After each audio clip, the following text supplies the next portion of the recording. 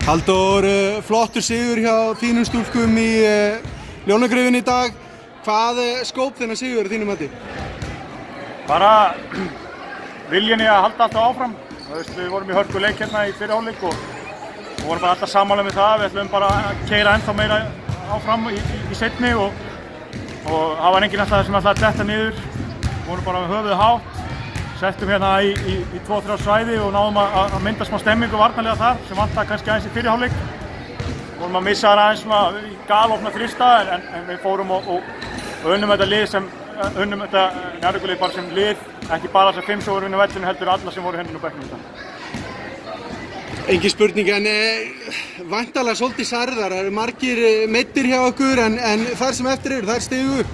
Algjörlega, þetta er málið með lið og körfubolta, það detta alltaf ykkur út og þá verða bara þær sem hafa kannski verið að fá minni tækifæri stígu upp og þær gerðu það hérna sannarlega í dag og við vorum til miklu samstilltari núna eftir að hafa mist kannski í okkar helstu sóknar í kananum Lexi að núna sá ég bara aðra stígu upp og taka skarið miklu meira, þannig að þetta var mjög gott. Fanney átti frábæran leik og Anna Ingunn líka, nýkominn, fyrsti leikurinn hennar, það var væntanlega gaman að sjá nýja leikmann stíga svona upp. Bara ótrúlega gaman, því ég hafði samband við Önnu þá vissi ég alveg að hún gæti skorað.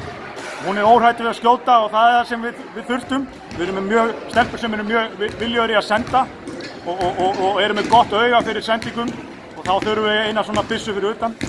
Fanney er búin að eiga góða leiki í vetur. Ég held að við eigum eftir að sjá fleiri svona leiki frá henni ef hún er vel stillt og þá er hún bara ein mesta ógn í þessari deild á mínu mati. Hún er bara vinnur mikið í sínu leik, æfir aukalega, þetta er bara frábært tinda. Takk fyrir þetta og gangi ykkur vel. Takk hérlega fyrir.